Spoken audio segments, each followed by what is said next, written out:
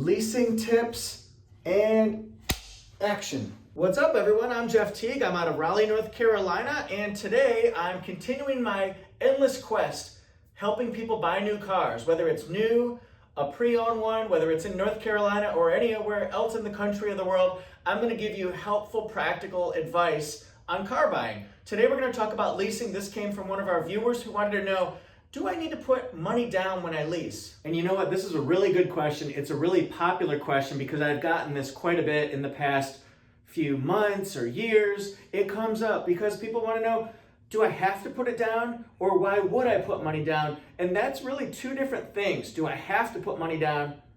Do I want to put? Should I put money down? Can I put money down? Well, leasing, first of all, is just one other way to finance your cars. And generally when people buy cars, they're going to finance it with traditional monthly loan payments.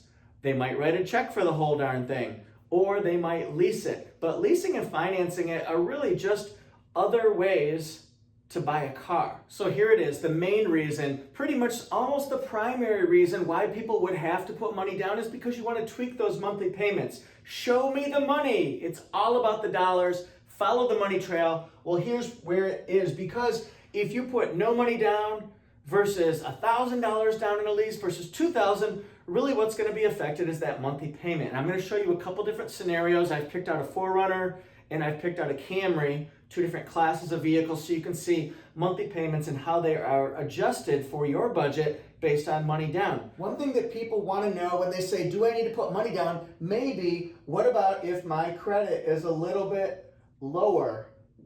In other words, it's not excellent, it's not above average, but it might be fair or average or below average, and you're concerned, can I lease? Maybe I need to put money down. Well, this is a little bit different when you lease because generally there's going to be a bottom credit score. Not sure if it's going to be from Equifax or maybe Experian or TransUnion, but there's going to be a bottom, we'll just call it FICO for right now. And what that means is if your score shows up and it's, let's say your manufacturer, whether it's Ford or GM or it's Subaru or Toyota or Honda, let's say this particular manufacturer, we'll call it XYZ, says that if your score is below 600, you just can't lease. No amount of money down is going to help you with that, even though you might have more limited credit or worse credit, we'll call it. If you're below that level, you just can't lease. So leasing is going to be a yes, or guess what I'm going to write? Or a no. So it's either going to be yes or no. If you're above it, yeah, you can lease, and it might be at a higher leasing rate. In other words, you'll probably have a higher payment. It's similar to if you finance and you have a lower credit score, the bank is probably going to assign you a higher interest rate. You'll get approved, but it's going to be about higher interest rate. That'll mean a higher monthly payment. So that's where leasing and financing are a little bit different, because if you finance, that means that you could still get approved below this level, like a 580, maybe a 560. Under the right circumstances, you can still get approved for a car loan, whether it's new or used, but it's going to be higher interest rate. Leasing, you just might be out based on the manufacturer's rules and the bank that they use. This is the greatest show. Well, this show is going to be about a Camry SE lease. I just made a generic lease. I ran a scenario with a sell price of around $24,842. That was with a $4,000 discount, just to kind of give you a baseline. So a selling price of $24,800 I wrote down on my sheet here. So let's take a look at a 36-month lease. And as you can see, imagine this is $320, imagine this is $260. Now, if you put no money down at all, you might get around a $320 payment or $319. Put $1,000 down though, $290. Maybe that's more attractive, but you do have to put $1,000 down. And if you put $2,000, look, it goes another $30 or so. Generally with leasing, it's going to be, and of course there are going to be other situations or factors that might affect this, but around $30 per thousand. So, gosh, imagine if you put $5,000 down, that would be another $230, $200, $170 a month with $5,000 down. Wow! But you're putting $5,000 down. We interrupt today's broadcast to tell you to please subscribe to Toyota Jeff YouTube channel for the latest in reviews, how-tos, and also advice on how to buy a car. This is one of the many videos that will be coming out on how to buy a car, all different categories. Hit subscribe, thank you, and the notification bell, thanks. And like if you want to, why not? Okay, so now you may have noticed I changed this to 2021 4Runner TRD Off-Road. We're gonna use the same parameters here, 36, 3-year lease, and different amounts of money down. What I did with this particular one, I got a sheet here, is I took a $2,000 discount, selling price of $40,446. With no money down, we're at about $565. With $1,000 down, we're about $534, and this one's going to be about $503. I'm not a very good writer on the board, but anyway, that's with $2,000 down. So again, no money at all out of pocket. You're going to have a higher payment, and look, it's around $30. $565, $535, $505. Give or take $1 or $2, you might get a swing either way. Now, here's what we got. We got to put the air quotes. $100 billion. Should you put money down? Should we put it down? Yes, you're going to get lower payments. That's a huge benefit. That's the main reason why people are asking this question. Now, the one thing is, at the end of the lease, it's not like that money that you put down. Let's say you put $2,000 down. It's not like you're going to get that $2,000 down at the beginning of your next lease. That was used to lower your payments over those 3 years, those 36 payments. So it's not like you've got $2,000 going into the next lease or anything along those lines. The other thing, gap insurance. Most leases you'll find come with or require you to have gap insurance. What that means is, since you don't technically own the car, you're leasing it. That means that, let's say you got in a car accident and your car is totaled. There's going to be a difference between what it's worth. Actually, let me do this. There's going to be a difference between what you owe and what your car is now worth. There's a gap there. So if there's a gap between what you owe and what it's worth, oh man, sweet fancy Moses, how are you going to come up with that money? Your car's been crashed or something like that. Well, gap insurance might pay. I say may because there are extenuating circumstances, like if you rob a bank and your car gets totaled or something, they're not going to pay that. But if there is a gap, okay, the bank might pay or may pay that difference so that you're not on the hook for that gap of money. But now what happens is, let's say your car's totaled. Well, you're going to need another car. So if you get another lease and you put, we'll use $2,000 again. Let's say you put $2,000 down originally.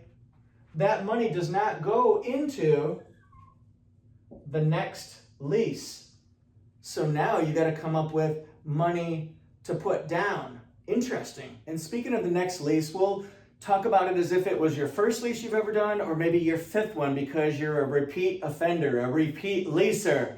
I lease. I love leasing. It's great. My wife leased. I've got a 2021 Venza right now. She has a 2021 Highlander. For us, it worked out great. We get lower monthly payments, plus we get a new vehicle every 3 years. So we get at the best part of the vehicle's life. It's pretty much covered under warranty, and I get it for the best part of the car's life. And then after 3 years, if I want to trade it in for something else or just give it back, that kind of a thing, we can get a vehicle that has the newest safety and technology. Or maybe you can get more car for less money. So a lot of advantages for the right person if you're leasing. But I just wanted to show you the timeline. This is when you buy your lease. This is 1 year in, 2 years in, and 3 years in.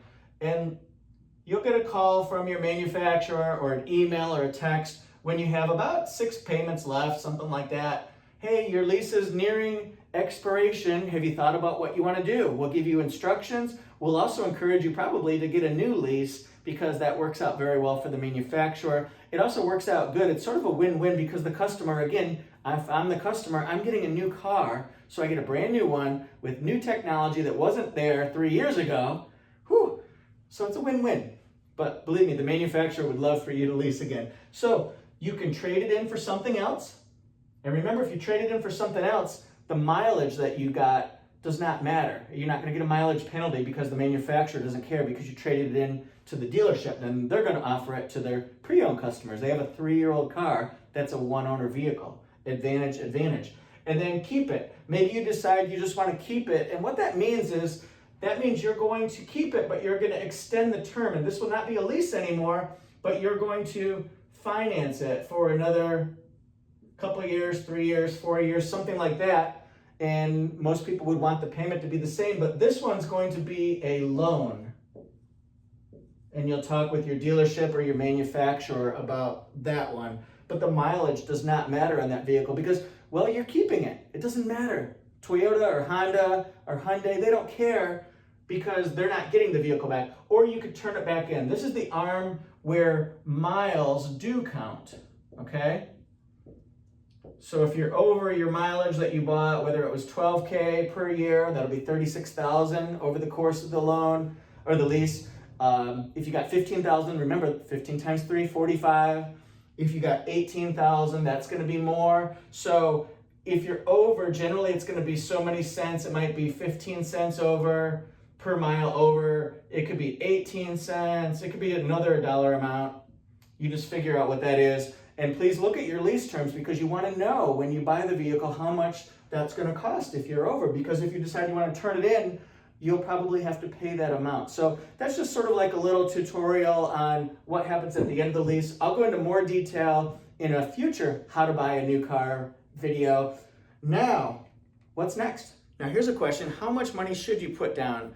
That's really a question only you and your family can answer because it's up to you. It's up to your budget. It's up to how much you want to put down. Some people never put money down. They say, I only put zero, a goose egg. I only put nothing down on a lease. And well, your payment's going to be what it is. And there are reasons for that. I gave you some right there. Some people want to put some money down. A sweet spot would be somewhere like put $1,000 down, $1,500, $2,000 down. But you're probably not going to want to put many thousands of dollars down, like $5,000, $10,000, $8,000, something like that. You probably don't want to put that much money down because remember, you don't get that back at the end of the term. Now, if you've got money floating around under your mattress or you got money to burn, baby, let it fly. We're going to make it rain today. Holla. Maybe you want to do that. But again, I would put somewhere in the sweet spot, like I said, $1,000 to $2,000, $3,000, somewhere in that range there. It's really up to you. I can't advise you on that one. Thanks for watching the video. If you liked it, please hit like, subscribe, and that notification bell. If you hit that bell and you're not familiar with YouTube all that much, it means that you'll get a notification, just a little notice on your cell phone or your desktop say, hey, Toyota Jeff in Raleigh has a new video out, so you can go check it out. And then you could be the first one to leave a comment. And some people like to write first. Maybe somebody will write first on this video. I don't know. But anyway, point being, ask me questions in the comment section and I'll include that as the next video of how to buy a new car. It can be about how to select a vehicle, how to select the dealership that you want to work with, because some dealerships in town, there are 3 of them. There might be 2 of them. There might be 4 of them. So how are you going to know where you're going to buy your vehicle from? Interesting.